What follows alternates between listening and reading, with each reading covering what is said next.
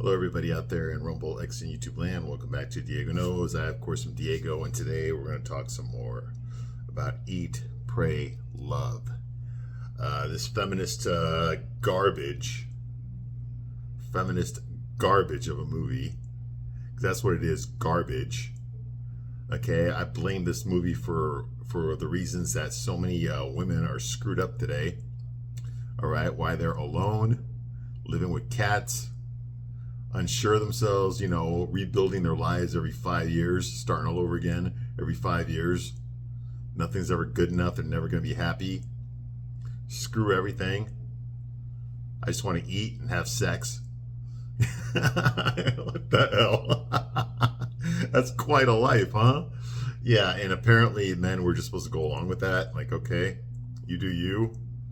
Okay, unfortunately, very few people can live a life like that. Okay, and this movie glamorizes it. Okay, romanticizes the idea of just running away. Just run away and go do whatever the hell you want. The hell with tomorrow. Let's just do what we want today. Okay, and I can understand the appeal to that. There's a lot of good ideas that can come from that. Okay. But what is it that makes life worth living? Because my idea of what makes life worth living is not the same as the filmmakers of this movie. Okay, everyone from Liz Gilbert, the author of the piece of crap book that this movie is based on, the producers, the screenplay writers, the actors involved, all that stuff, the director, all that stuff. Okay, they're trying to sell you this idea. They're trying to romanticize irresponsibility, romanticize hedonism, romanticize selfishness. That's the biggest one there, selfishness. This movie is all about you. Do whatever the hell you want. And it doesn't matter if that hurts anybody or if that messes other people up. It doesn't matter if you have responsibilities. That doesn't matter. What matters is you make yourself happy. Okay, go out there and do whatever the hell you want. Okay, because it's okay. You'll be forgiven for it. Okay, you can meditate your way out of any guilt. Now, you see what I mean? That's what this movie's all about. It's about selfishness. It's about focusing only on yourself. Okay. Unfortunately, that's not my idea of happiness. My idea will be a lot closer to, doing for others. Okay. Leaving a legacy. Okay. We have to admit, okay, that we're not going to live forever. None of us are going to live forever. Okay. We create human beings to replace us. We create our own replacements in this world. Most of us do. Okay? And that's the cycle of life. That's the way it's supposed to be. A little bit of me is going to live on, in my descendants, just like a little bit of me is from my ancestors. That's how life is. There's a reason we pass down our last names to our children. There's a reason, we kind of look like our parents. There's a reason for all that. Okay? Life is not meant to last forever. So the time that we do have, we have to make it count, okay? And it's not just about stuffing your face and having sex, okay? It's about building things. It's about adding to culture, adding to society, okay? It's the sciences, it's architecture, it's engineering, okay? And it's also family, okay? It's also about making more people, passing on them values, That's how we learn. That's how our species progresses, okay? We take the things that didn't work in our childhood and we make sure those things don't affect our children. And then they pass it along. You see what I mean? Okay? And it makes people better. It makes our lives better. Okay? The biggest sense of happiness I've ever had in my life, okay, was raising my son. Was teaching my son the value of life, the value of thinking of other people. Okay? The virtues of being unselfish. Okay, because that's what gets remembered. Okay, that's what people love. Okay, there has to be good guys out there because the world has too many of the other kind. I like to think about, like, one of my favorite movies is It's a Wonderful Life. It's about a guy who was selfless. He spent his whole life, thinking about other people, putting other people's needs ahead of his own. And when he finally goes through a crisis, I don't want to spoil the movie for you, but when he finally has his midlife crisis, where he starts to question all the decisions that he's made, where he's contemplating, ending his own life. Yeah, the movie gets dark, on Christmas no less, okay? He starts thinking about all the decisions and how he never all of his dreams, his aspirations never came true. You know, he always put other people's needs ahead of his own. And because of that, it cost him. It cost him a lot. It cost him a lot of opportunities in life. You know, and he starts contemplating those things. And maybe he made the wrong choices. Maybe, you know, his life wasn't worth anything. You know, and he decides to make the ultimate sacrifice of himself. He decides that it's not worth living. Okay, luckily he gets saved by an angel. Okay, and he starts to rethink his life. He gets the opportunity to see what his life, or actually what the town, okay, all the people that are important to him, what their lives would have been like if he had never existed, if he had never been born. And that's where the true love of the movie comes in, is he realizes that these people needed him. Okay, these people needed him every bit as much as he needed them. And he starts to realize that without him, the people in the town that he lives in, his family, his friends, their lives would have been so much worse. Okay, and thank God he stops himself with the help of an angel. But the people come to his aid. When they find out that he's in trouble, the whole town comes to his aid. They come to help him to get through the crisis that he's going through. They all can. They did it out of the kindness of their heart. Why? Because he spent so many years of his life taking care of other people that now he needs help. Now he's the one that's in trouble. They all came to take care of him. Okay? At the end of the movie, they tell you to George Bailey, his brother says, "To my brother George Bailey, the richest man in town." And it has nothing to do with how much money he has. There's another guy for that, Potter. Potter's the richest man in town, but he's also the most hated man in town. George Bailey was the richest man in town because he had the love and respect of almost everyone in that town. That's how important he was to that town. Okay, his acts of self-sacrifice did not go unnoticed amongst the people. And when the time came that he's the one that needs help, they rose to the occasion, because he always rose to the occasion for them. You see what I mean? That's something he can pass on to his children. His children are going to see this in their father, and they're going to want to be like that. They're going to want to grow up and be like that. That's what happened to him. His father was his own example. His father, James Bailey, you know, was also an unselfish man who put other people ahead of himself. And a lot of that rubbed off on George, which is the reason George became the man that he was. His dad was his idol. That was his role model. And that's why he became that kind of a man. The man that his father, even though it scared him, he didn't want to do it when he was a young man. But eventually he ended up becoming his dad, putting the town in front of his own needs, in front of his family's needs. But it paid off at the end, because that town had his back. And there's no way he could have known that, because he was such a good person. You see what I mean? He loved his wife. He had lots of children with her. You know, he loved his children very much, and they loved him. You see what I mean? They're going to grow up with that man, George Bailey, as an example of what a good, decent human being is. That's going to get passed down and passed down and passed down. And when I think about that movie, when I think about that message in that movie, it gives me a good feeling, because in a way I'm trying to do that myself with my own child. I'm trying to be the example for him. You know, he's probably going to watch these videos when he's old enough, okay? Because I don't want my life to have just been wasted on what I want. You know, I want my life to, I do my best to learn the meanings of my life. Like, what was it all about? Why was I put through these hard situations? What did I learn from these situations?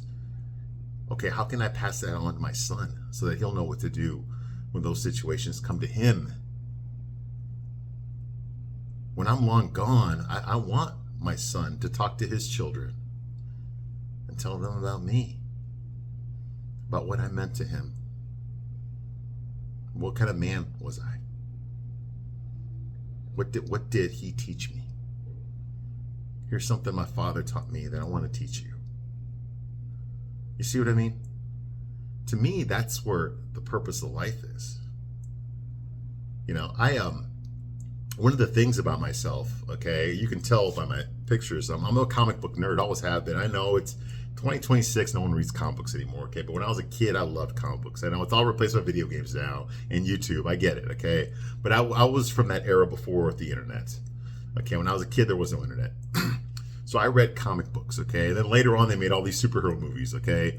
But I was already in that world back in the 80s, okay? And I loved those comics. And I collected them. I have a huge collection. The most important thing I have is my comic book collection. I've got some issues that are worth a lot of money, too. First appearances and stuff. Like, I know I got, like, the first appearance of Venom. Venom. Those superhero movies. Yes, Venom, Spider-Man villain. Yes, I have those in mint condition. So I know some of my comics are worth a lot of money. And I took care of those throughout my entire life. I still have them.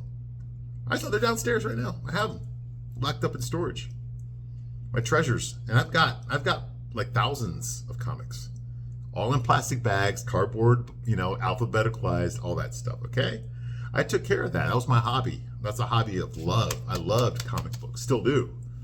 Okay? That was important to me. Okay? I remember that. Okay? Nothing, no matter how many jobs I've had or how many places I've moved throughout my entire life, I always took care of my comic book collection. I always made sure I knew where it was, that it never got stolen, that I protected it because it was important to me. It was important to me. And when my son was born, I remember this. When my son was born, that comic book collection, all of a sudden, I don't want it anymore. Here's this thing that I've been collecting for decades. My most prized possession was my comic book collection. All of a sudden, I don't want it anymore. It didn't matter to me. It's like I got hit with a lightning bolt. Something just clicked in here. And I realized something in that moment. I realized it. And I was like, those comic books, they're not mine. Those comic books belong to my son.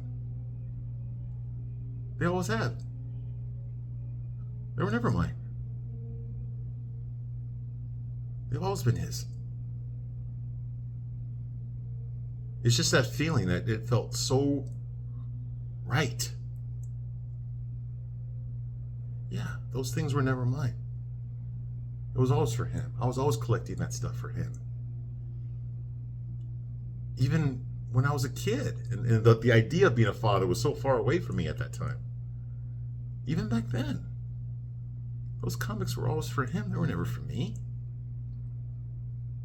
I already read them. I already got joy out of them. They were for my son. They were for my child.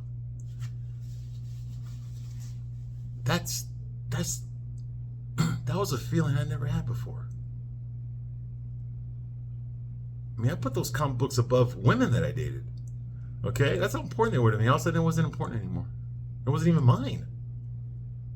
I didn't even want them anymore. They were his. They were my child, my little baby. They belonged to him. I still feel that way today. Why is that? Because I realized that my life was never really about me. It's about keeping the family going. If I don't have anyone worth living for, then I have nothing worth living for.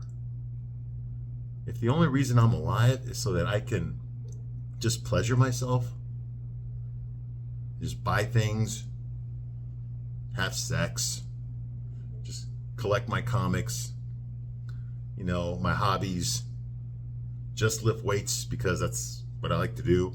If that's it, that's not a real life, because I'm not doing anything for anybody else. I'm not improving anyone else's life. You see what I mean? I'm only doing for myself.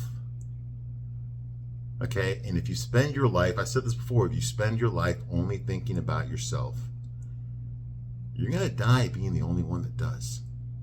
Okay? And you don't have to look far to understand this. Look at the lives of some of these people. These women that promoted selfishness as a virtue, as feminism. People like Cher, Madonna, Candace Bushel, even this woman, Liz Gilbert. Okay? The woman that wrote this, she's living in a luxury house in the Hamptons by herself with a bunch of cats. No children. No one to carry on her legacy. Who's she going to give the money to when she's dead? Nobody. I'm sure she's got relatives that will take it, but where's her offspring? Who's going to continue her genetic code? Who's going to perpetuate her lineage? Nobody. Nobody.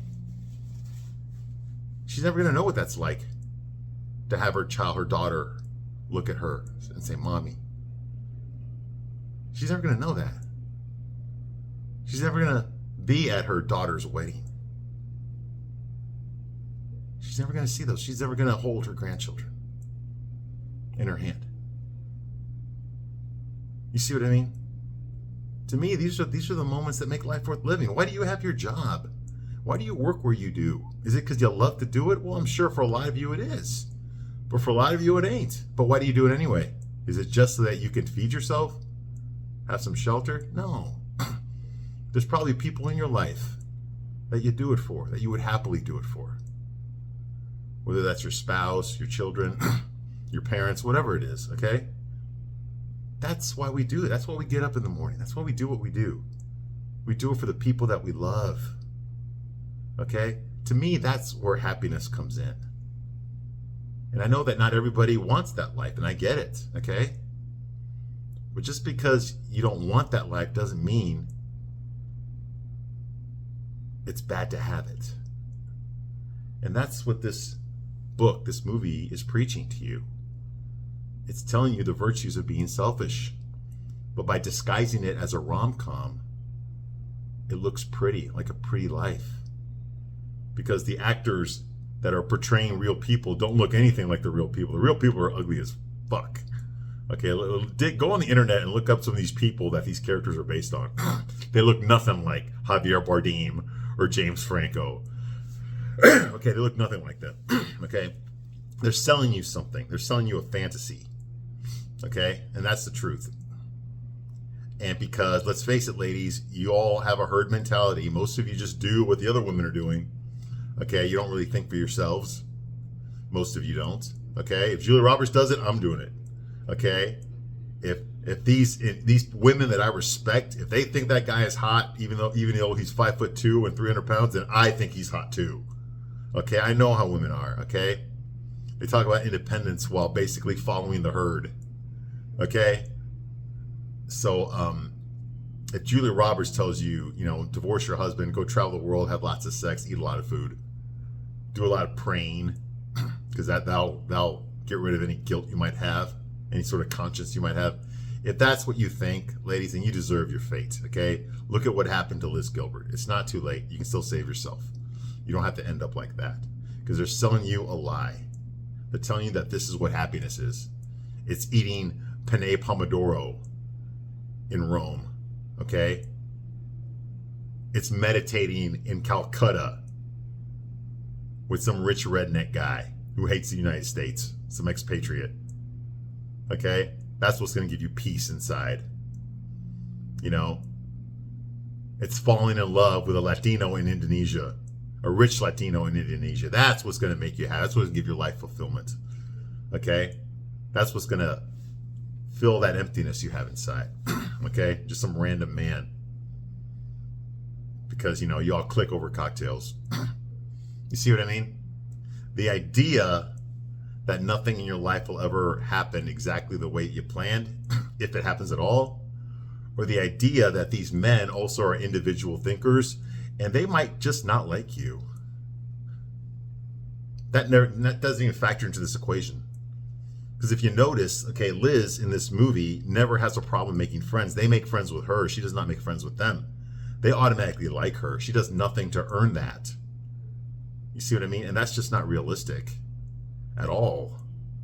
If you want to show me a woman who is a social magnet, you better show me how she does it. And this movie doesn't show you anything. It tells you everything, it shows you nothing.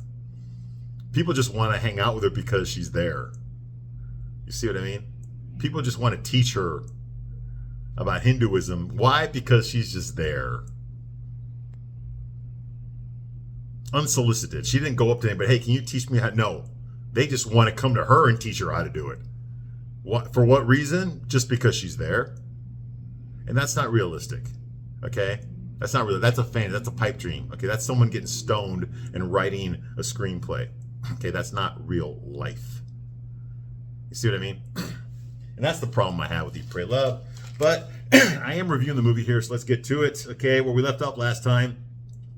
Okay, Liz is now leaving Rome. She's leaving Rome. She already had her fake Thanksgiving breakfast because they had to eat the turkey in the morning because they forgot to, even though she was in charge of cooking it, she forgot to defrost it, and she blamed it on Luca Spaghetti for forgetting to do it.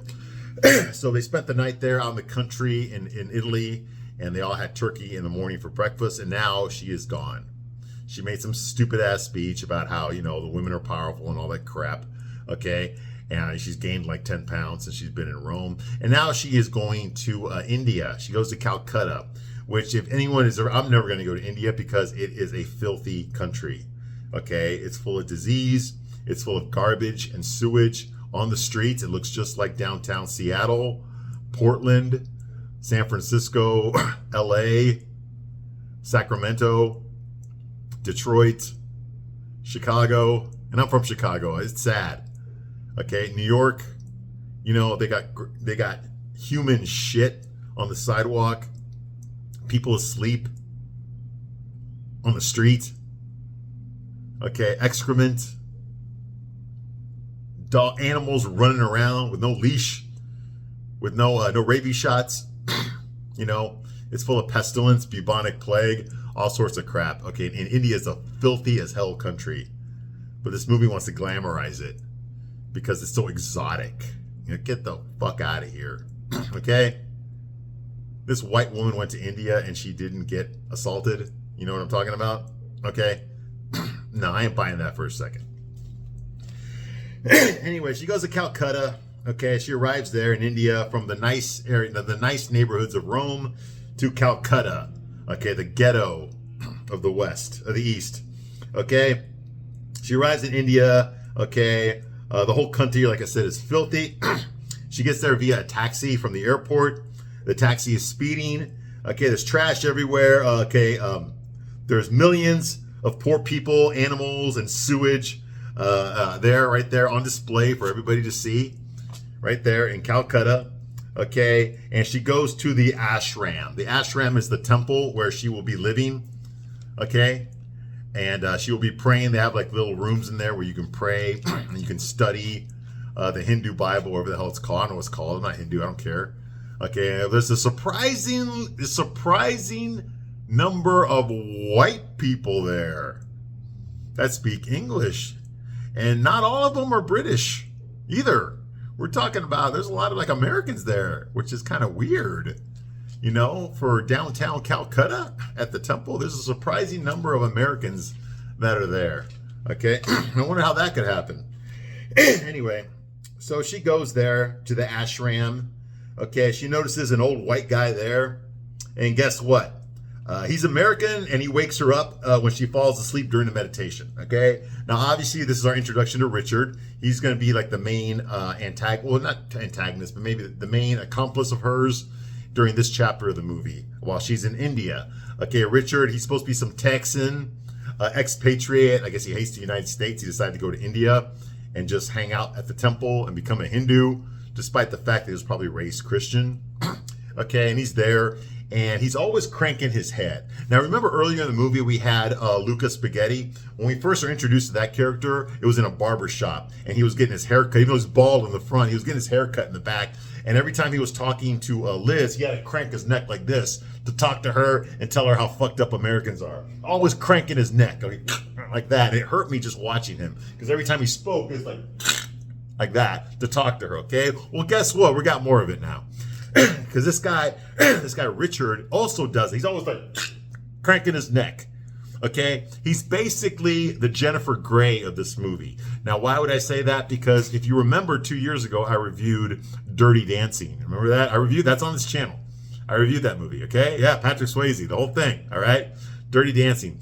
Okay, and in that movie, if you remember, if you've seen it, okay, one of the things that really pissed me off about Dirty Dancing was that baby, Jennifer Grey's character, okay, the entire plot of the movie, the entire story of the movie is dependent on her eavesdropping throughout the entire movie.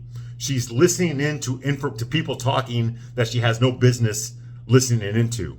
Okay? She's always like, got her ear to the door and hearing something. That's where she learns information that moves the plot along.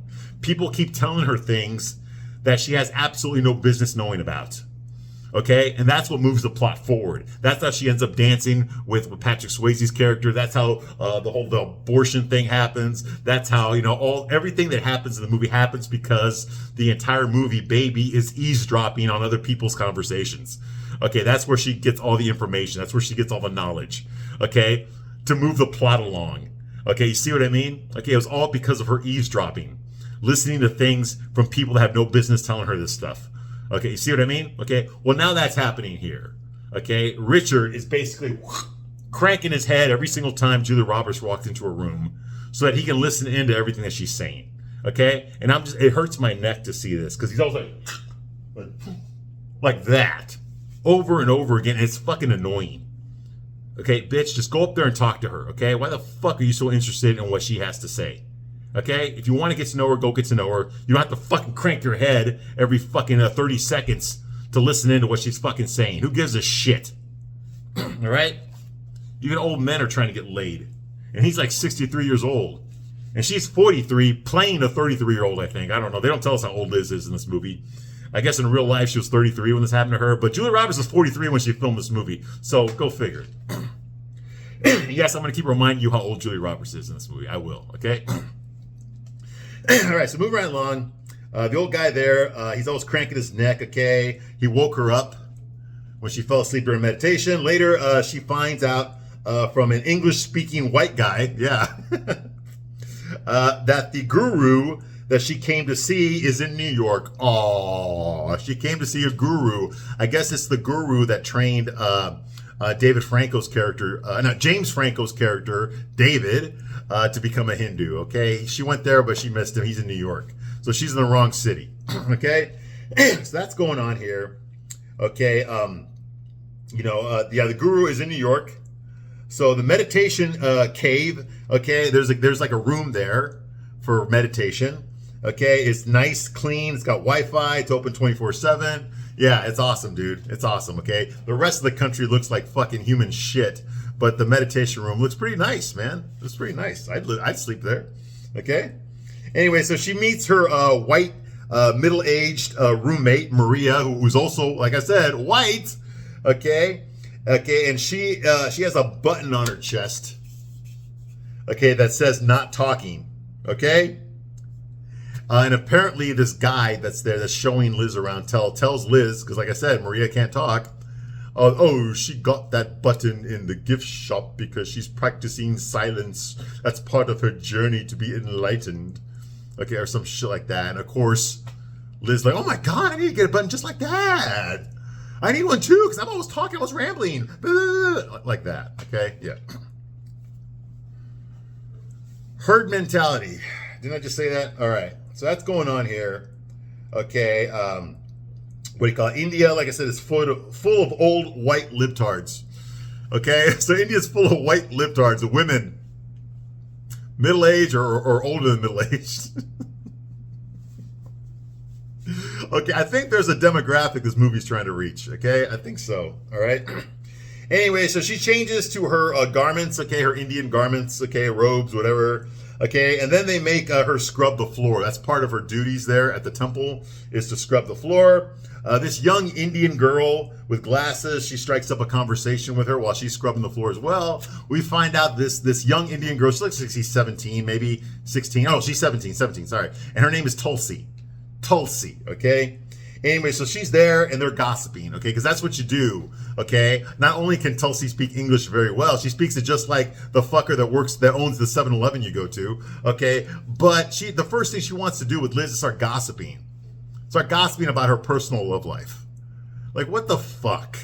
Okay, is that all women are? Is that all they are? Is they just gossip about their love life? They have nothing else to talk about when you're fucking in an ashram in India. You're surrounded by a bunch of fucking Mohinders, Rakasthanian Patels, and that's all you want to do is talk about your love life, like who you laid. Okay, like seriously, is that? Because apparently that's what it is. All right. So she just sees Julia Roberts for no fucking real middle-aged white woman, and she just decides to become her BFF and start gossiping about her love life. You see what I mean? All Julia had to do was scrub the floor. That's it. Just scrub the floor. And boom, people just want to be her friend. They just come up to her and start opening up their whole life stories to her. Okay? And she did nothing to earn that trust. Okay, so that's going on here. Tulsi strikes up a conversation with Liz. Okay, even though she's speaking English, she sounds worse than the cashier at 7-Eleven, okay? So I don't know what the fuck she's talking about. And that's true. I couldn't understand what the fuck she was. I had to watch the scene over and over again because I couldn't understand because she's like,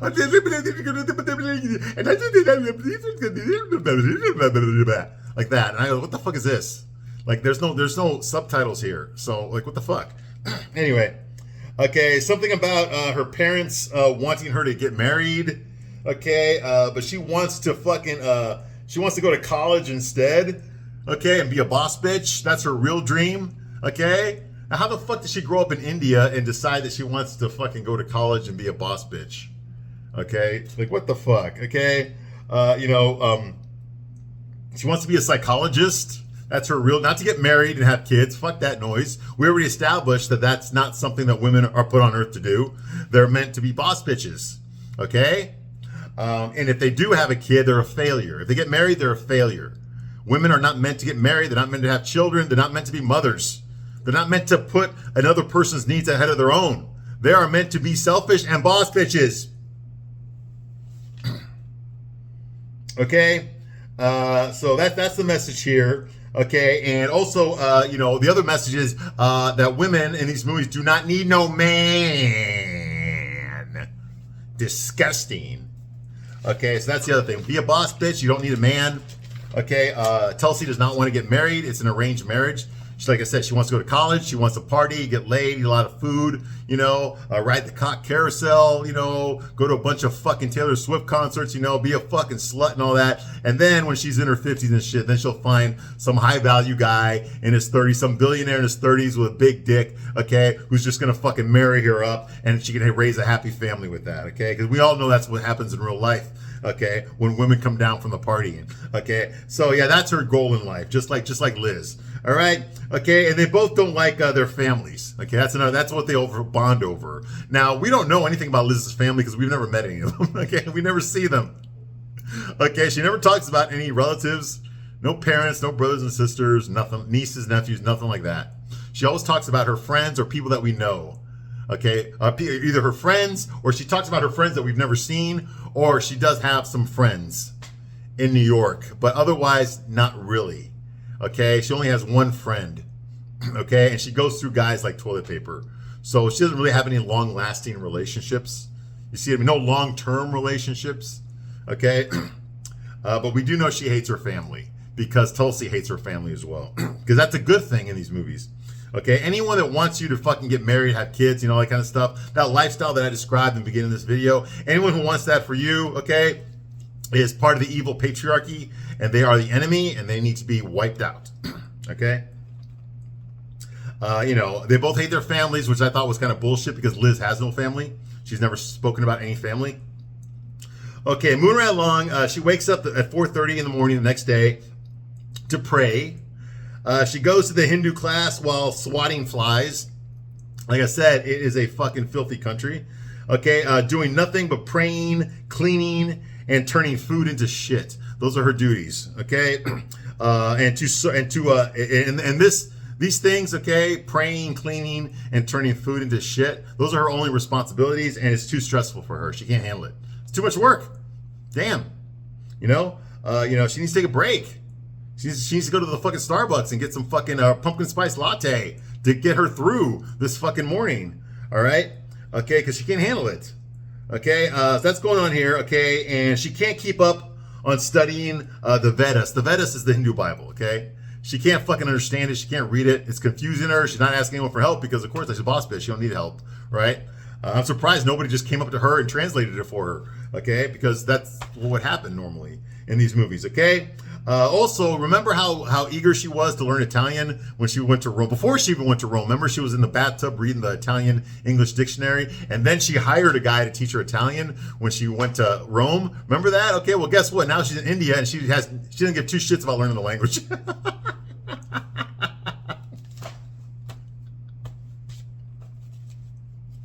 She's made absolutely no effort to learn the Hindu language.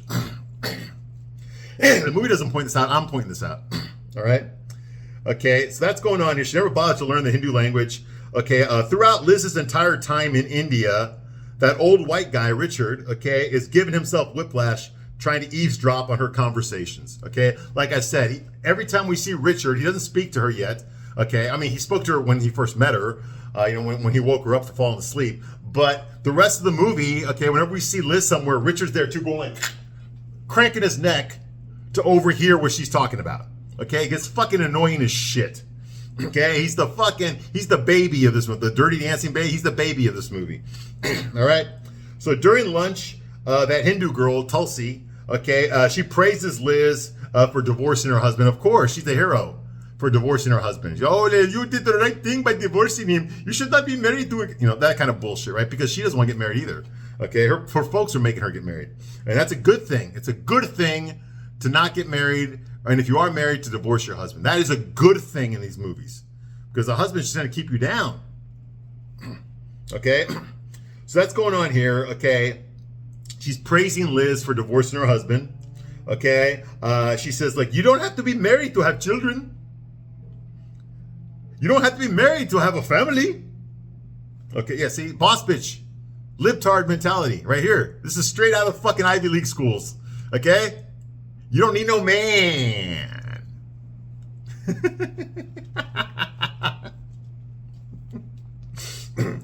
All you need is that corporate job. And wine. Okay. So yes, boss bitch, okay?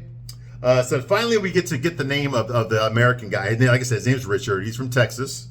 Okay, old man, he's 63 years old. Now, I don't know how old the character of Richard is in this movie, but the actor that plays him is 63 years old. And I did look it up. Okay, so the old American guy, Richard, sits himself down right next to, right in front of Liz. He doesn't like ask her if he can sit down. He just sits down in front of her. Okay? And he comes up with a nickname for her. He starts calling her Groceries. Groceries, because she's carrying all this baggage, you get it?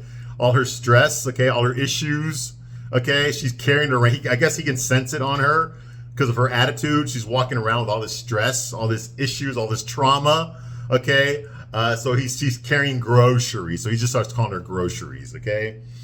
Blah, blah, blah. Okay, sits down next to her, and the Indian girl tells him immediately excuses herself once Richard sits down. So now Liz is stuck there talking to Richard.